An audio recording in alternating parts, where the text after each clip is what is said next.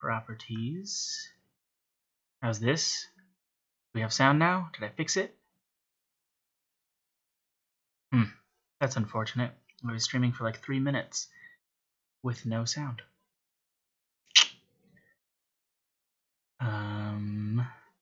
It seems quiet. Filters.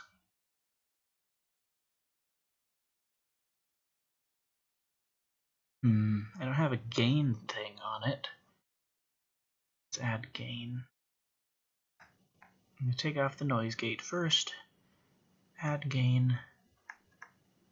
Put that up, up. Up. There we go. Check, check, check, check. That looks... Nope, too loud. Too much. That seems okay-ish. Now I'm going to add this noise gate back in.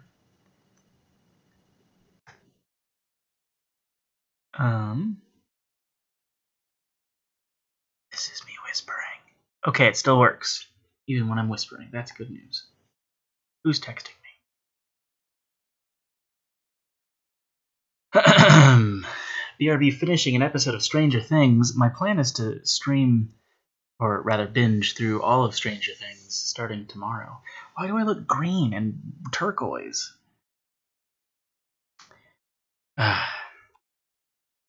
Everything's wrong. Configure video. White balance. Check. Whoa! That's not actually what this room looks like.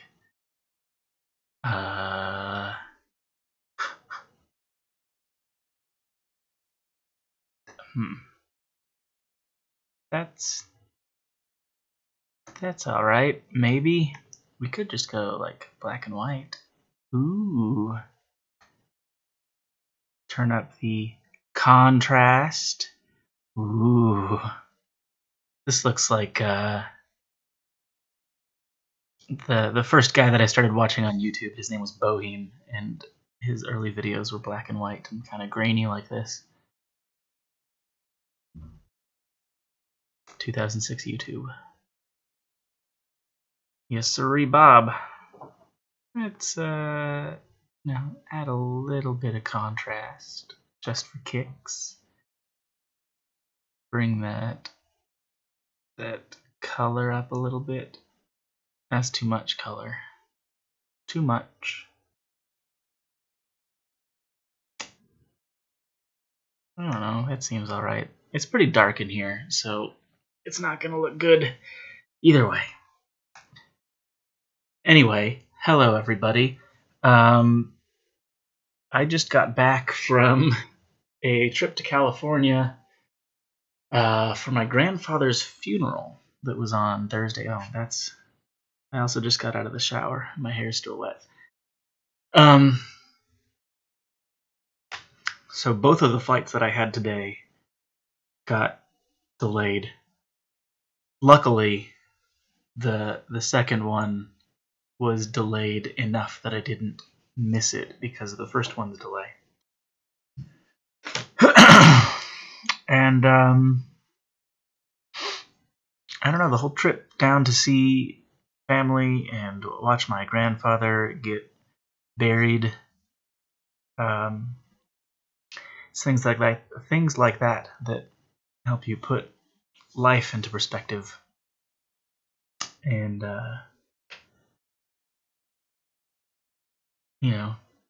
nothing lasts forever. No one that you know is going to be around forever. You're not going to be around forever. So you got to make it count. This trip, I think, has also inspired me to try to put more effort into my own health, both mental and physical, than I have been lately. I seem to go through these cycles where I'll get really good about eating well and going to the gym. And then I fall out of it, or I start eating nothing but a bunch of junk food. And not going to the gym, not jogging. My sleep schedule gets all terrible, even worse than it usually is. And I don't remember if I talked about this last month, but my financial situation is more dire than it has ever been in my adult life right now. And when you don't have a lot of money to spend on food, your healthy options are more scarce. It's easier to eat, or rather, the healthy food is more accessible when you can spend more, but the cheap food is all like ramen, junky, snacky, Twinkie stuff. Not that I've had any Twinkies lately, but yep.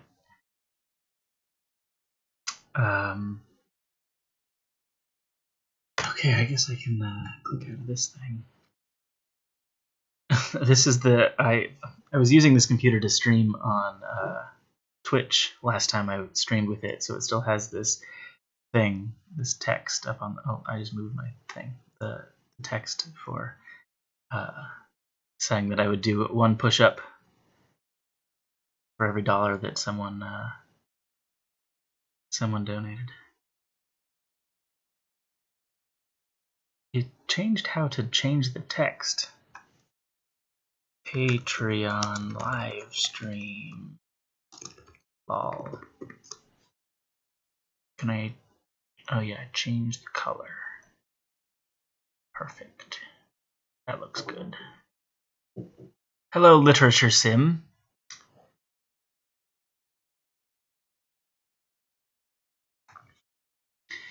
This morning I interviewed my grandmother. I had asked for questions on Twitter, and my Twitter feed auto posts to my Facebook, so I got a bunch of questions on Facebook, and I sat my grandma down and I interviewed her with some of the questions, and it was interesting in that my grandmother talks a lot. She just keeps talking.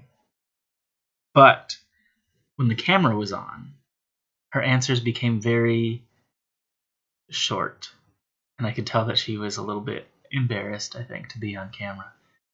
So the answers were not as detailed and lengthy as I was expecting, but I'm hoping that I still got enough to put together a little video of her talking about what life was like when she was a kid in the 1920s, and how things are different now. I think it's interesting to hear her talk about. She has a lot of ideals that I think typically would be associated with the Democratic Party in the United States, but I think she leans right when she votes. Although I did learn that she doesn't like Donald Trump. Hello, Kelsey. Hi. Kelsey has entered the room, but I cannot show her to you at the moment.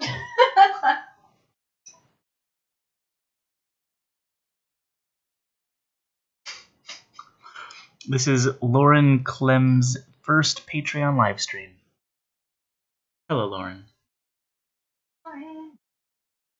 Who is this she? I just got here. Was it before Kelsey walked in? I was talking about my grandma. Also, hello, Naya. This seems really out of focus. I keep getting distracted by the bad video quality, but I probably shouldn't. Is there even a focus option? Kelsey is being distracting. Sorry. It's Laura. How do you pronounce your last name, Laura? Ingauf?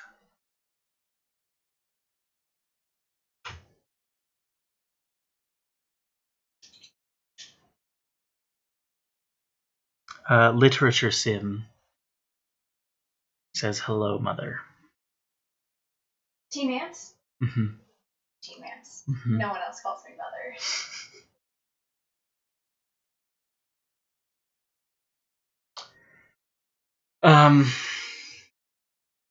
I just stood on the scale in the bathroom, and I saw the highest number I've ever seen on a scale.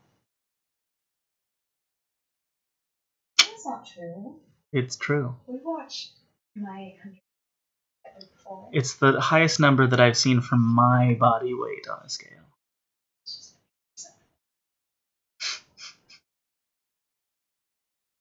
Hello, Francisco. Baron. Why were all of your flights delayed? I don't know. It just happens sometimes. Jimmy Slaughter is back from watching an episode of, what's that show called? Stranger Things. How do you feel about season 2? I have not watched any of it. Let's keep it spoiler free. I'm just looking for, like, I liked it, I didn't like it. Or feel free to use my Netflix scale, which goes, I hated it, didn't like it, liked it, really liked it, loved it.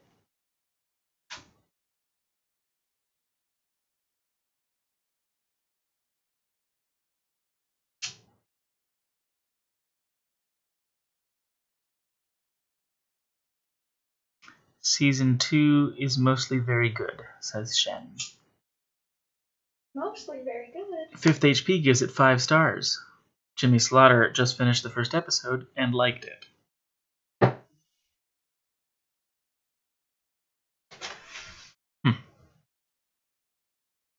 If you missed it, I was saying earlier that our plan is to power through all 9 episodes tomorrow. Kelsey brought me a sandwich from where she works, and I have to say, this is a very tasty sandwich. This is one of those 5-star sandwiches.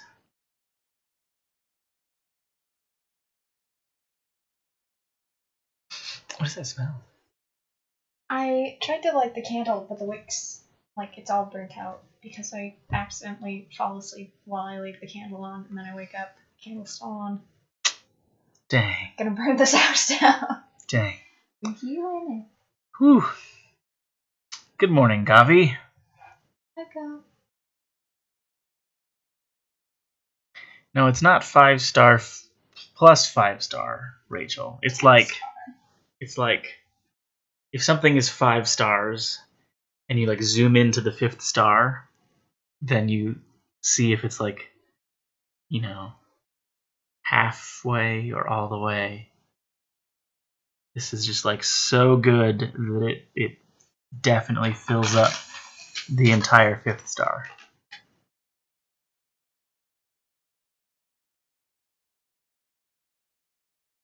Don't burn the house down, you just bought it.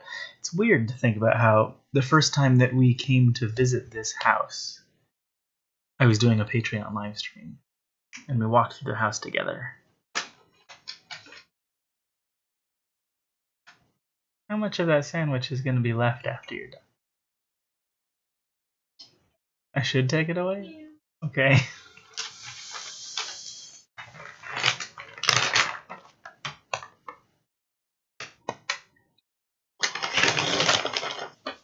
Want to hear something weird?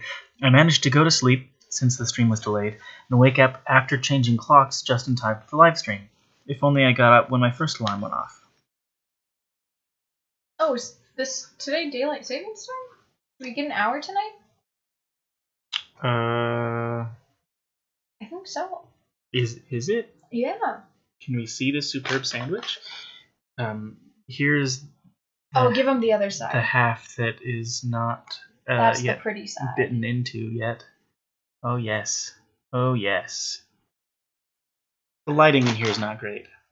Can I have a switch and a power right behind you also here and for your fingers? Where's the switch? Oh, I feel it. Oh, it's plugged in. It's okay. Kelsey has been playing the new Super Mario game.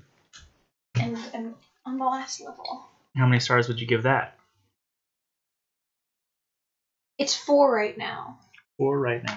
And I might give it 5 by the end of it. Mm-hmm.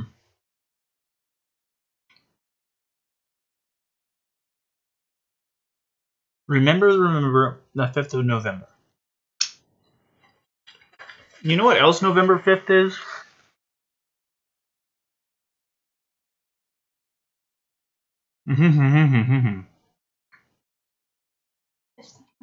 Do you know what else November 5th is? Should I? I don't know. Can you give me a hint? I don't know if I've ever told you before. Can I have a hint? It's related to a thing that I do almost every day. Is it like the first time you got a camera, or first time you got a computer, or first time you edited a video? Is it the first time you made your channel? Is it the first day a video went up? Any of those? No, you're sort of in the ballpark, but no. What is it? November 5th, 2012 is the day that Cinema Studios was founded. Oh. So that is Cinema Studios' birthday. We're going to celebrate? It's going to be 5 years old on November 5th. Can we have like a birthday party where we get stuff for a 5-year-old? Like a cake with a 5 candle on it? I'm trying to eat healthy. We don't need a cake. Do you know how many calories are in that Megadeth? About 1,000. More. Why more? I redid my thing because I made the sauce today. You redid your thing. Yes. What does that mean? It's a lot more. A lot more. It's at least 15. Why? What's in the sauce? 10 cups of oil. 10 cups of oil. And do you know how many calories that is? I know how many 7 is. 7 cups of oil is 14,000 calories. Well, you don't drink it. There's a lot of sauce on there. And every tablespoon is 120. Speaking of daylight savings time, which is sort of related to time zones, I always wonder why, like, what would be wrong if we just put the entire world on GMT?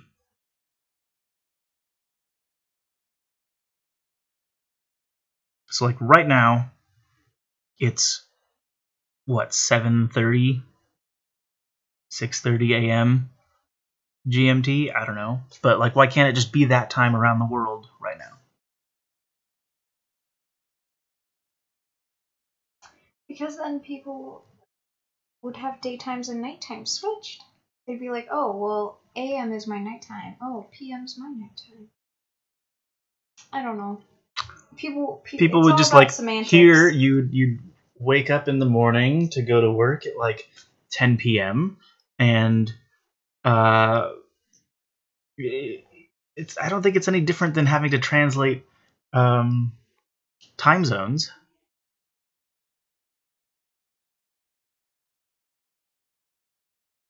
Because when you'd still have light, you would still get up at technically the same part of the Earth's rotation and go to sleep at the same part of the Earth's rotation. What you would call it would just be universal.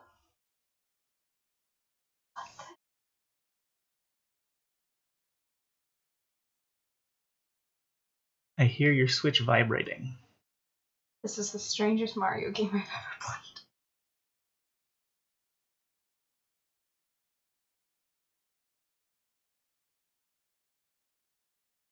But it won't work since people will still go to sleep when it gets dark? Yeah, man. Because, I mean... But I'm not trying to change when people wake up or when they go to sleep. It's just a It's number. just what you call it. It's just a number. Now I'll have to try and figure out when the heck it gets dark for you.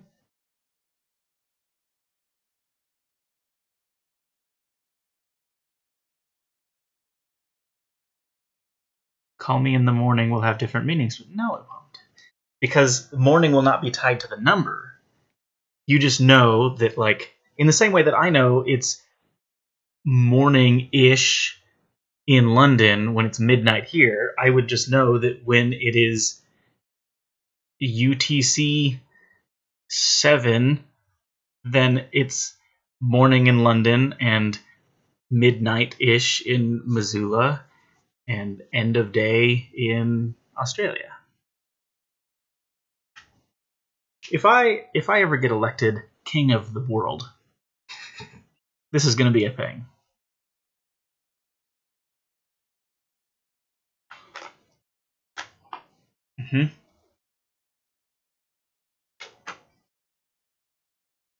This is a really good sandwich.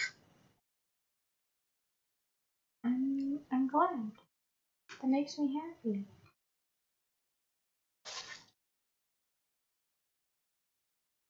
You know it's morning-ish only because you know how many zone differences there are? What?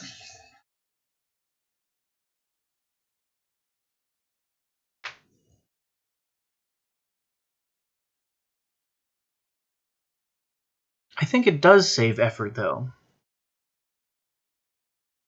Eustacia03 says, so instead of knowing what time it is in different places, you just have to keep track of what different times are like in different parts of the world. It doesn't save any effort. It is true that is an adjustment that you'd have to make, but especially since getting involved in business stuff, and there's so many meetings that happen across time zones, I think productivity would go up just by being able to say, let's have a call at 3 o'clock.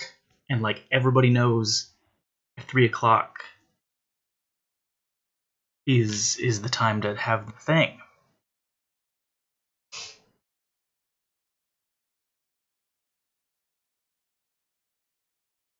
Cosmic time. Sir Sandford Fleming.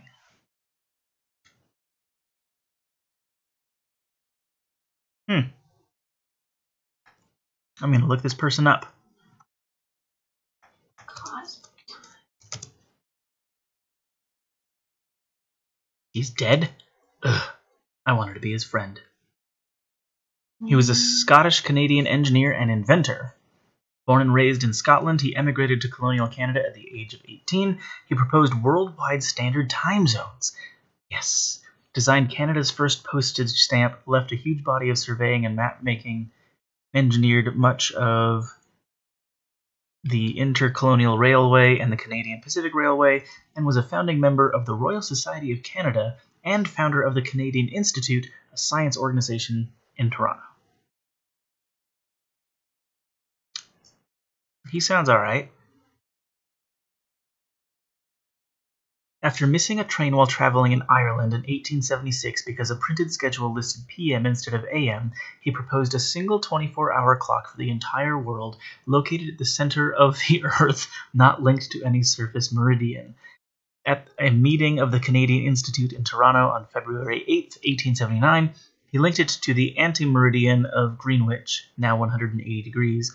He suggested that standard time zones could be used locally, but they were subordinate to his single world time, which he called cosmic time.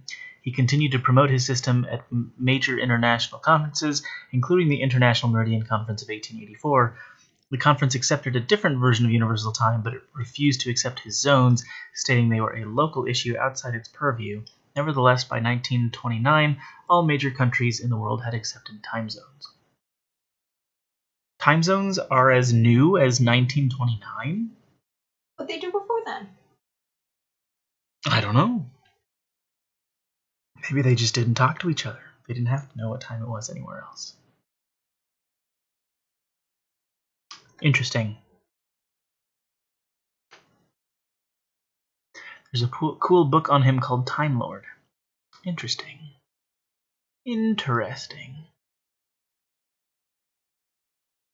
But you would be used to waking up with the sun at 1200 in Montana, but then you'd go to England, you'd still have to shift your thinking back 6 hours.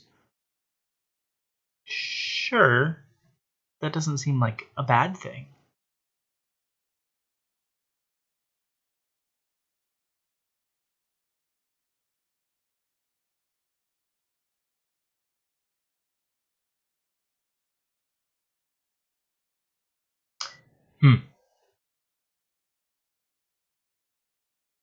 Beforehand, they didn't have standardized time zones. Also, a mistrain so proposed a single time zone. What?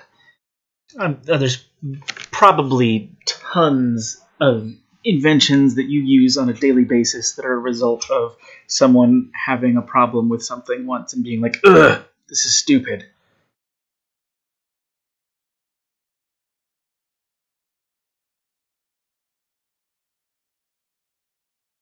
It is a kind of nuke it from orbit approach. I didn't know you about that. I didn't know that about you. That sentence came out backwards.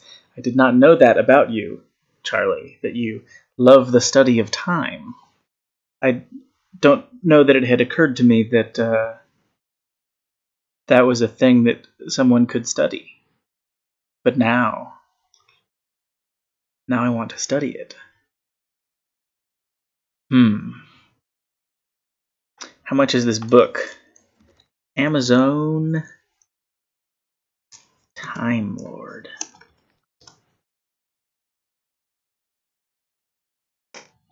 It the first results for me at least are skins of the Doctor's police box TARDIS that go over your DJI Phantom controller.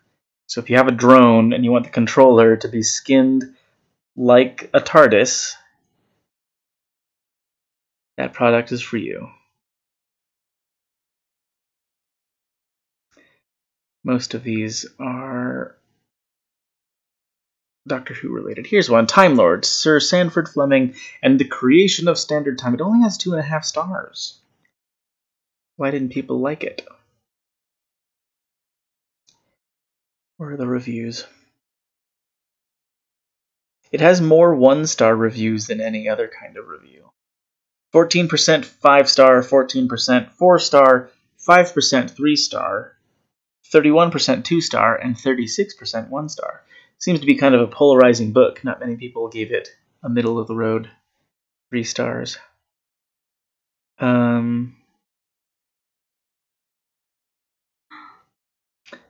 This person called it an extremely dull experience for a casual reader. The author shows off his knowledge of art, but wastes our time. This entire review says, the book spends a lot more time talking about Fleming and things going on around the time of his life, and less on the specific topic of the creation and adoption of standard time. Definitely not what I expected given the title.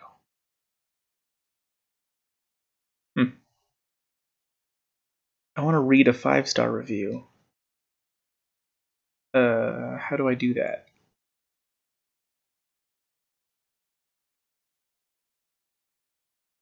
If you're looking for a straightforward and potentially superficial narrative on the history of Standard Time, Time Lord is unlikely to satisfy. But if you enjoy writers who challenge and delight with bold ideas and stirring insight, Time Lord by Clark Blaze will surely earn a favored spot on your bookshelf. Blaze is no ordinary writer, and Time Lord is no ordinary history book. That doesn't sound like a 5-star review to me.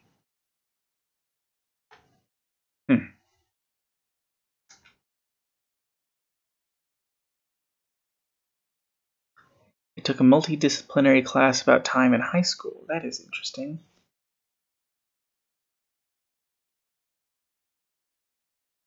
There's a NES game called Time Lord?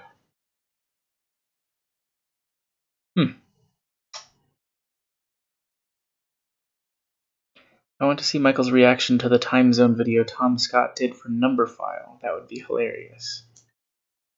I mean, I can make that happen for you. I don't know if I should do it in the stream, but it's a thing that I can make happen for you.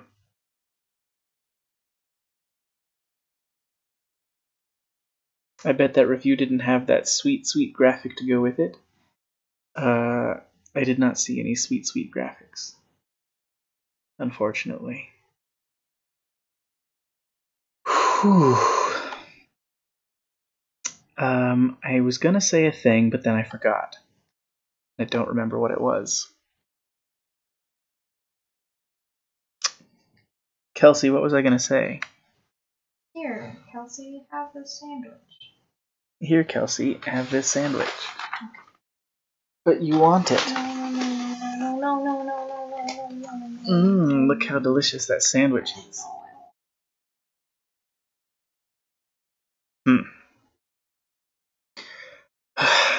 I didn't put my my product in my hair, and it's drying, which means it's gonna be hard to tame later. Not doing anything.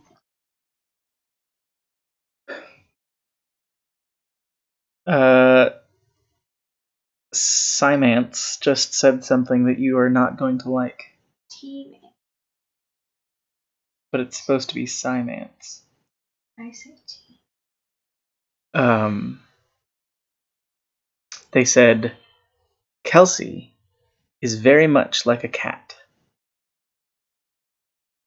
Can you ban someone from a live stream? Technically, yes. I could ban him. Maybe I'll just, like, put him up for adoption, since I guess I'm his mom. Uh-oh. Simance, you're gonna be put up for adoption now. Sorry. He says, but mother. I'm not your mother anymore. Wow. Wow. This is a regular old episode of Jerry Springer. The DNA test confirmed she's not your mom.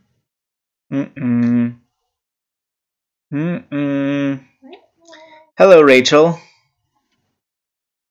That got a little bit loud, I'm sorry. He says that you're the good type of cat who loves puppers. You mean the good type of cat that is actually a dog? I feel like this is an argument that I would like to stay out of.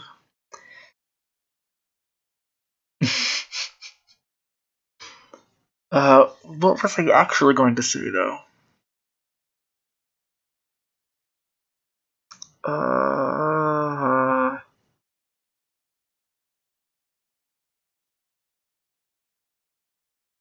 Let's talk about churches.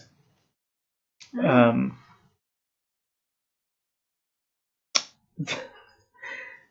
don't want to offend anyone who is religious, especially if they go to a Catholic church, because, you know, I understand that people are allowed to have different opinions. But since my grandfather and my grandmother was, and my grandmother is Catholic, the funeral that we went to on Thursday for my grandfather was a Catholic funeral. And if you've ever been to a Catholic mass, there's like the priest comes in, so there's a bit of like pomp and circumstance, and then there's a reading from the Bible, and then the priest does some stuff, and then there's another reading from the Bible, and the priest does some stuff, and then the priest gives it's called the homily, where it's less of like reading out of a book and more just talking to the congregation about the readings that happened and how they can apply to your life and all that stuff. So in the preparation process for the funeral, my dad got to choose the readings that were going to be read. And he wanted to have me do the first reading, and he wanted my brother to do the second reading, and then he wanted my sister to do something that was supposed to come after that. I don't remember. But the church, after my dad submitted all those things, was like, no. This thing that Sarah is supposed to read has to be sung by the cantor. The cantor is the church-provided singer. Like, you don't get to choose your own singer for this event. The church is just like, you're going to pay this person to sing at your funeral. So like when that happened, I was like, God forbid that this funeral happen according to the wishes of the family of the person that died. You have to do it the way the church says. And that was just like but there was no choice of like which priest was going to do it or who the cantor was going to be. So it just felt very, very transactional. Like our family just walked up and paid the church money, and they like just ran us through their boilerplate funeral service, and we got spat out the other end.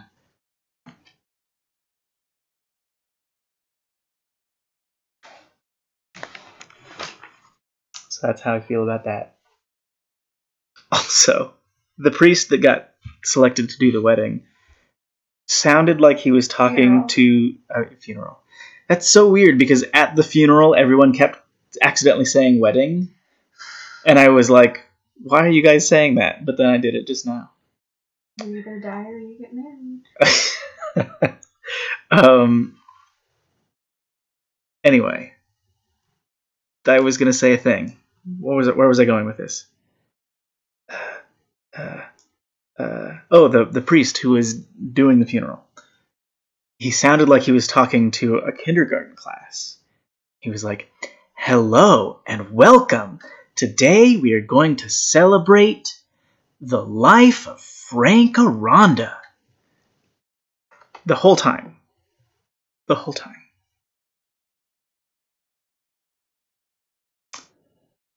Yep. After the church service, we went to the gravesite, and there was like a bit more of the ceremony there that involved the lowering of the casket and a few prayer readings and that stuff. And like that part, I think, because the family had more control over exactly how it all went, that part was much nicer.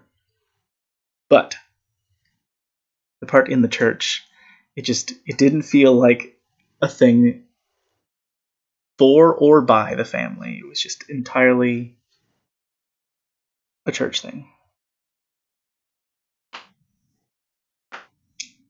Hello, buds. Todd is in the chat now.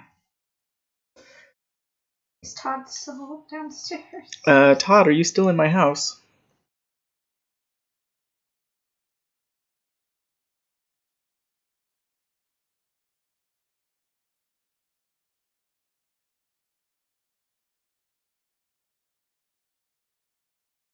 Todd says nope.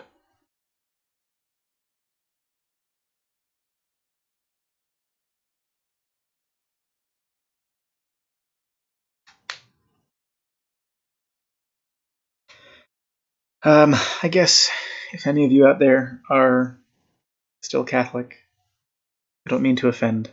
My whole family is still Catholic. And some of the Catholics who were at the Catholic funeral were also complaining about the church situation. Supposedly, if you have more planning time, you can a little bit more customize it to your liking. But my grandfather died about a week and a half ago. So apparently a week and a half is not long enough to have any say in how the ceremony goes.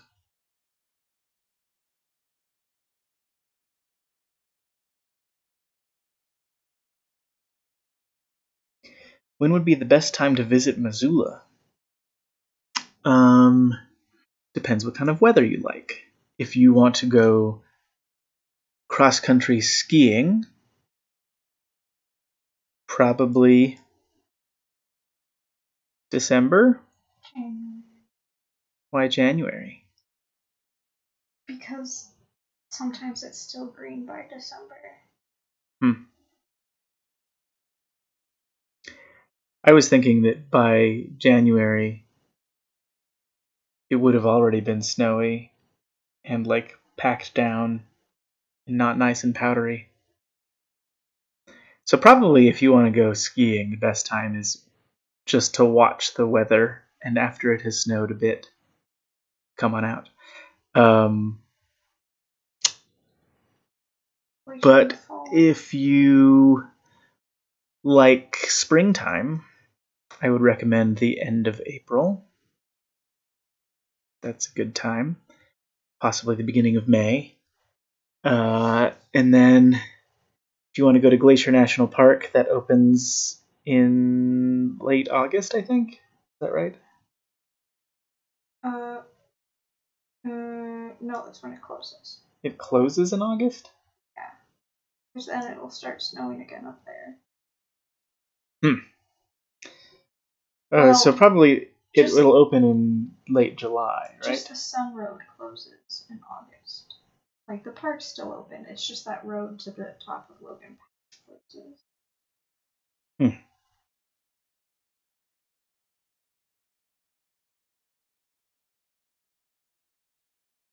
Warmer weather, hiking, etc. I don't know. It can get kind of hot in the middle of summer, so if you're okay with dealing with heat, it's probably worth it to come during July, August, when you'd be able to go up to Glacier or Flathead Lake. If you're not a fan of it being hot and are okay with not being able to do all of Glacier, then a bit earlier in the year is probably better. When is best for hiking the M? Well, I don't know, anytime. Even when it's snowy, I've gone up there. It's a bit more of an adventure, but it can be done.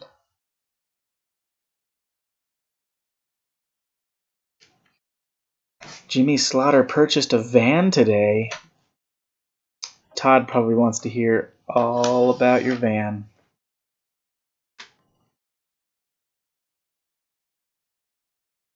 If the sun dies, we all die. It's very true.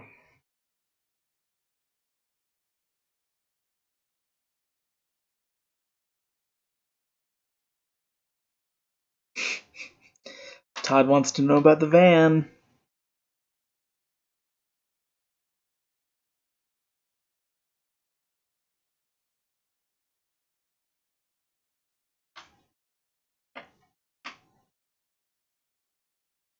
Are you eating my sandwich?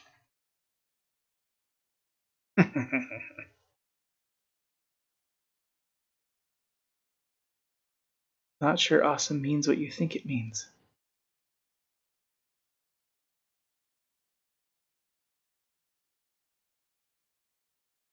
Brent Rose on YouTube. Who was the guy that we saw driving around, the YouTuber in West Yellowstone? Is that what that place was called? Why? That was a different...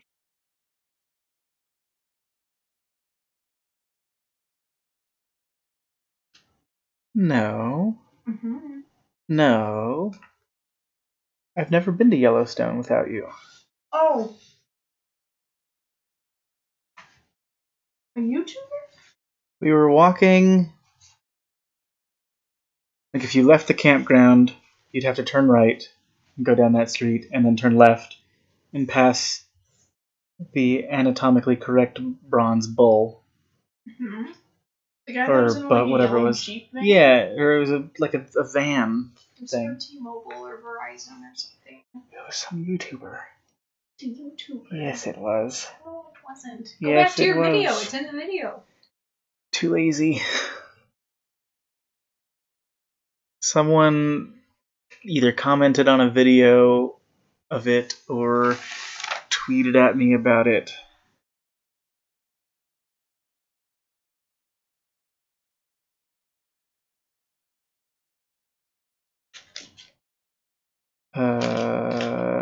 I'm not sure if it was prying to ask or if Michael just didn't see my question when he was pondering Montana's weather. I didn't see your question.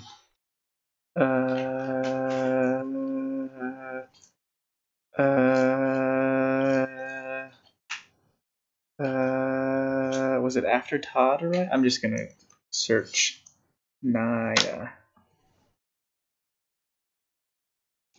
If it's not too prying for me to ask, could you describe your personal connection to your Native American heritage? my personal connection to my Native American heritage is that genetically my ancestors, some of my ancestors, are Native American. Good night, Todd. I was raised in middle-class suburban America. I've been on a reservation for probably a total of 8 hours of my life. So I think it would be disingenuous for me to claim that I was anyway involved with the Native American cultures that my ancestors were a part of. On my mom's side of the family, I have ancestors who were Pueblo Indian, and on my dad's side of the family, I think it's Apache. At least that's what I've heard my dad say. But that's about the extent of my connection to it. So by blood, I'm related, but by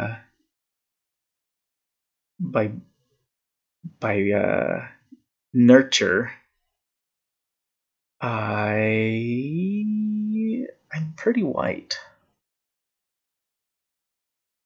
I was actually just talking about this with Sari and Kelsey last week because, like,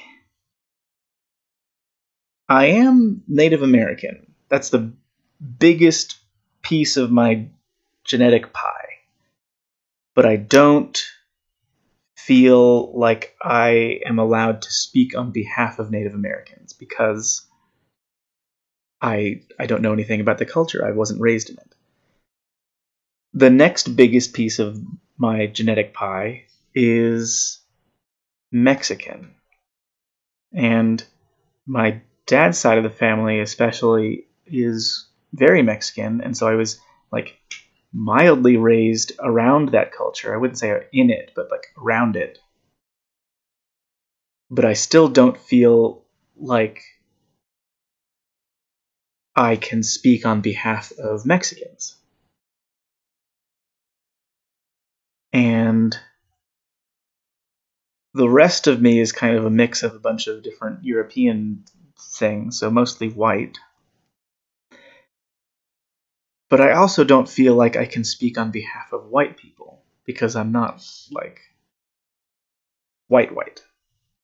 So I don't know who I can speak on behalf of. I don't feel like I can speak on behalf of anybody. Only myself as an individual, but there's no culture or group of people that I feel like I can represent.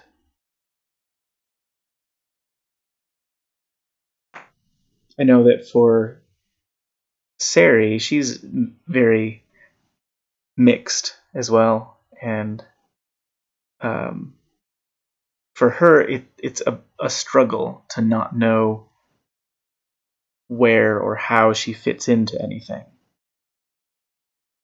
For me, it's not a struggle. Like it doesn't bother me that I don't know how I fit into anything. I'm very comfortable just like being me and making my own place in the world, irrespective of whatever kind of cultures I was raised in or around or not raised in or around.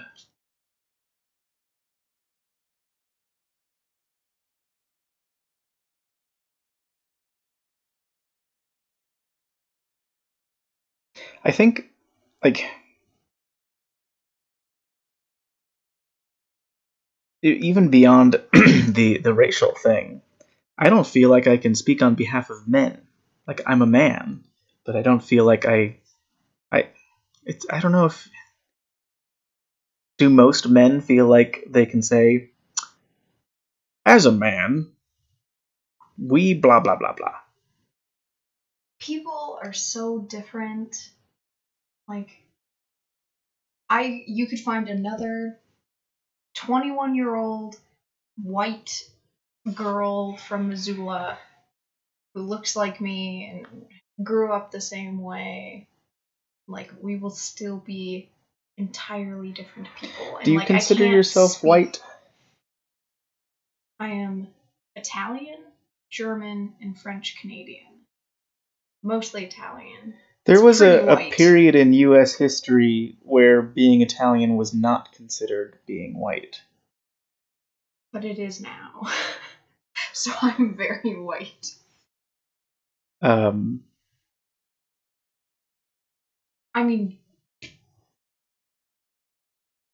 I don't know. I'm 50% Italian, 25% German, 25% French Canadian. What I think is fascinating is that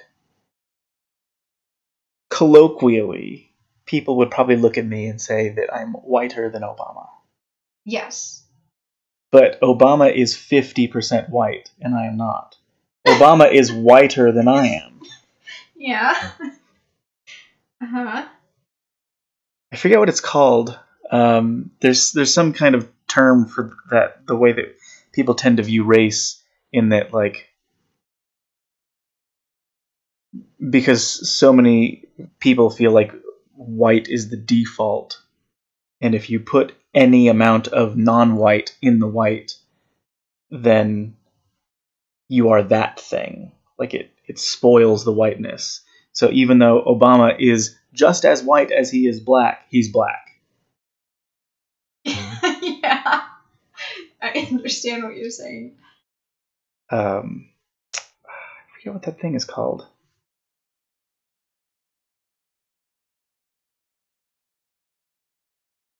I mean, I feel like everyone who meets you would describe you as racially ambiguous. And you've told me many times that people are like, oh, are you this? Are you Asian? Are you this thing? And you're like, no, I'm none of those things. I don't know. We shouldn't worry about it. People shouldn't worry about race. So a lot of people here are commenting that it is weird for people to talk on behalf of large groups of people, but for some reason it doesn't strike me as weird that someone who is a woman would say, as a woman, here is my experience, and then, like, I would just accept that as, like, oh, that must be something that, like, all or many women experience. I wouldn't bat an eye at that. But if someone was like, as a man, I'd be like, dude, shut up. Well, then what's a man's statement that they could make that you would be like, yes, most men experience this? I don't know what most men experience. I don't feel like I'm a stereotypical American male in the way that I live my life. I don't go to bars. No. I wasn't in a frat. I didn't go to a real college. Sports. I don't do the sports ball thing.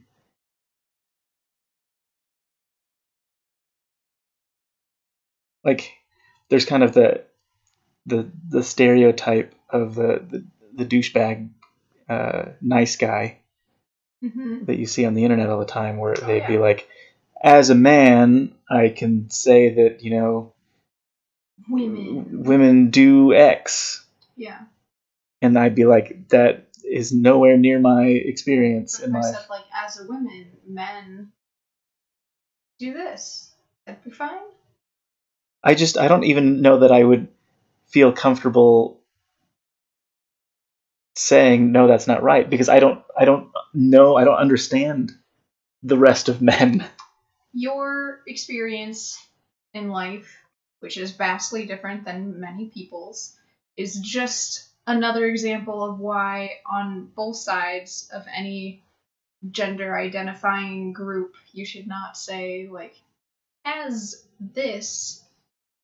Like, I think in general, I don't like the phrase as a blank, because even if I were talking to someone about music, I don't feel like I would need to preface a thing with as a musician, or if I were talking to someone about video making as a video maker, like, I feel like I should just state the part that comes after that. I I think it's maybe more, I don't want to say political, but like a status thing. Like, because when people do that, they're trying to prove a point. When they say as a blank, They're trying to assert themselves Yes. as an authority. yes. And it's like, remember in Game of Thrones, spoiler-ish, not really, but as a you know, Lannister. Joffrey is like, I'm the king, wah! And then like his grandfather said something about like anyone who has to say that they are the king is no king, or something like that's how I feel about it. If you have to assert what you are for other people to be like, oh, he is an authority, then I'm not actually an authority on that thing. Yeah. How did we get here? Race. It started with race. Never talk about race on the internet. I think we did it well. It was okay.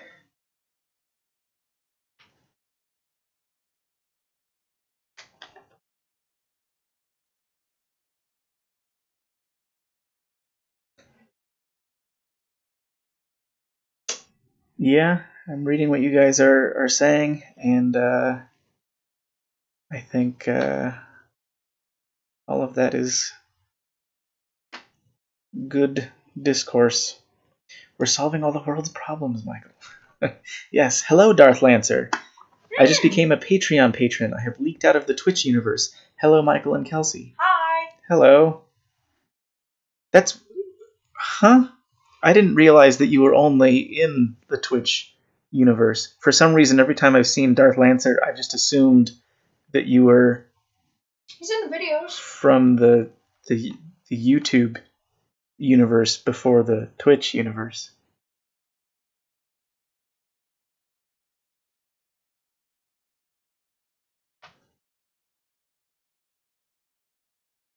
Darth? Lancer? When are you re-dyeing your hair? I don't know. I don't know what I'm going to do with my hair. I know that you really like this whole floppy thing. I think as time goes on, I am becoming increasingly uncomfortable with it. Why? I don't really like the way it looks as much. And it is higher maintenance than the other thing was. Yeah, because it's better. And in the same way that I don't really like putting a lot of time into figuring out what I'm going to eat on a daily basis, I don't like having to spend time managing the hair thing. Can I put this into perspective for you? I'm not claiming that it's taking as much time as it does for you to do your hair or anything like that. No, I'm putting it into your perspective, your life perspective. Your hair before took 1 minute to get ready in the morning. And then it could last for 3 days without me touching it. Gross. Anyways. People go 3 days without washing their hair all the time. Not always. It didn't need any product. I could just blow dry it into place and it would stay. But now you have to spend a whole 3 minutes playing with your hair in the morning. There's a cost above and beyond just the time, though. There's the time and the frustration. Is there an emotional toll? Yes, taken there on is. Your soul from the hair.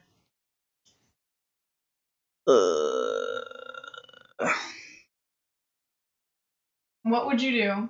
Would you do it if I gave you a wig? I went and got you a wig, and then for a week you had to get up every morning and style your hair, because then afterwards you'd be like, oh, my hair is wonderful and I'm never going to touch it. It's going to be like this forever. Oh, wait. If I wore a wig, I would have to style my hair? Yeah. Every day you'd have to wake up and you'd have to curl your hair, straighten your hair, do something to it. Why would I have to do that if I had a wig? The wig would already be styled, right? You have to style your wig. I'm trying to make you, see. Got it good. Again, as I started to say, I'm not trying to say that this is as much of an inconvenience as it is for you because you have a lot of hair. If I tell you how much I love your hair like this, will you keep it? I will certainly take that into consideration, but I love this hair. It is 100 times more than other hair. As upsetting as this might be, it is more important to me that I like my hair than you like my hair.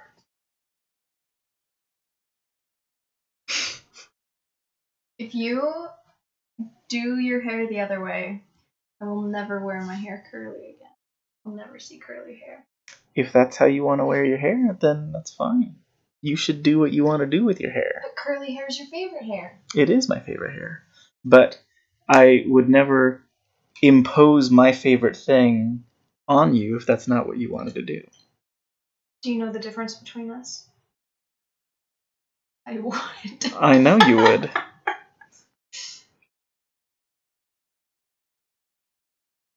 I love it when my fiance has longish hair, but he can't stand it when it starts to touch the top of his ears.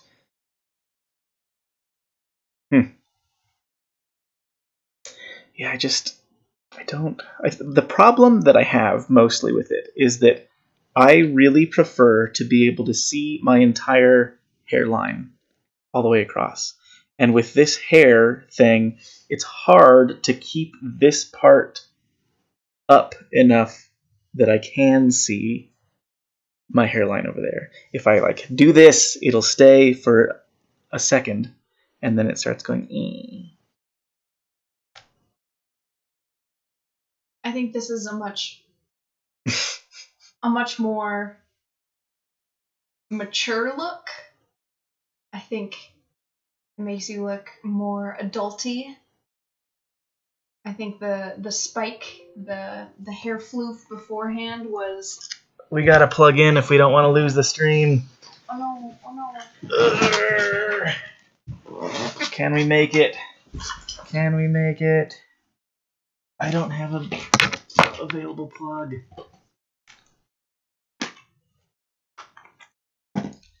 Are we gonna make it? Where's the hole? Oh no. Well, it's plugged in. Now I just have to see if my computer decided that I did it in time. I think it thinks I did it in time. Good. Sometimes when that happens, I'll grab the plug and plug it in, and it seems fine, and then 5 seconds later, it shuts down because I didn't do it soon enough. Is doing your hair as frustrating as playing Cuphead? I would say no, but Cuphead has a payoff that is worth it after you put in the frustration. Because I don't like the way that my hair looks a lot of the time, there's no payoff.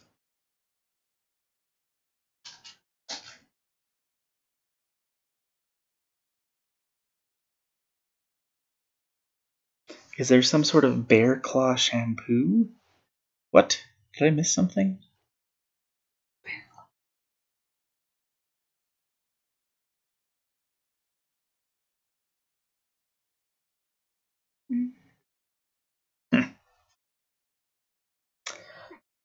Well,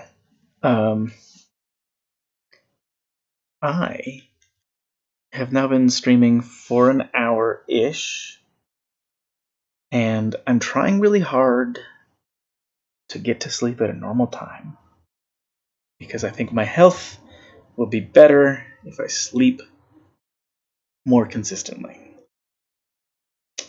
To that end, I think it's time for me to go to bed. And Jimmy, I hope that you get your donut. Barefoot fetish is my new favorite phrase. I think I missed something somewhere about bears and their feet. Ooh. I hear an airplane either taking off or landing outside. My apologies for having the stream delayed by 9 hours.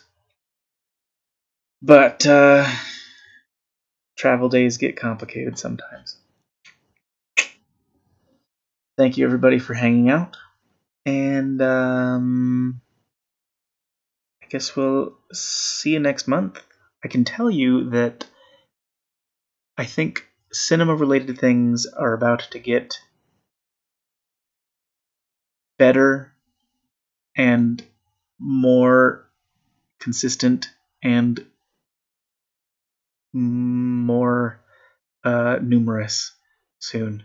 There's good, exciting things coming down the pipe, and I hope you all enjoy them. So, thank you again, and have a good night, day, afternoon time.